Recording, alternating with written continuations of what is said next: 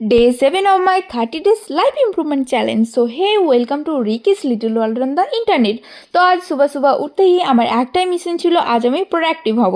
So first thing first fresh হয়ে নিলাম, তারপর তো রোজগারের মতো ওভারনাইট ভিজে রাখা চিয়া সিডও করে নিয়েছিলাম। তারপর তো পড়াতে আমাকে যেতেই হবে, শুরু যখন করেছি আমার ভীষণ বিরক্তিকর লাগে এই সকালবেলা ঘুম থেকে পড়াতে যেতে, ভাই কি বলবো।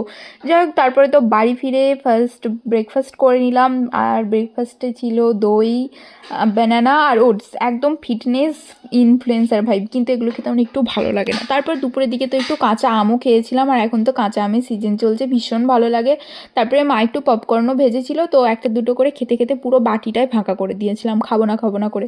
যাই হোক, আর দুপুরের লাঞ্চে ছিল একদম সিম্পল বাট বেস্ট, একটু ঠান্ডা ঠান্ডা ওয়েদার ছিল আর বৃষ্টিও পড়ছিল, সব মা একটু খিচুড়ি করেছিল। তো বিকেলে তো আবার জিমও আছে, তো জিমে তো যেতেই হবে, আর সবার সামনে একটু স্টাইল মেরে নিচ্ছিলাম জিমে যাওয়ার আগে, মানে একটু বাইসেপস ফ্লেক্স করে নিচ্ছিলাম আর কি।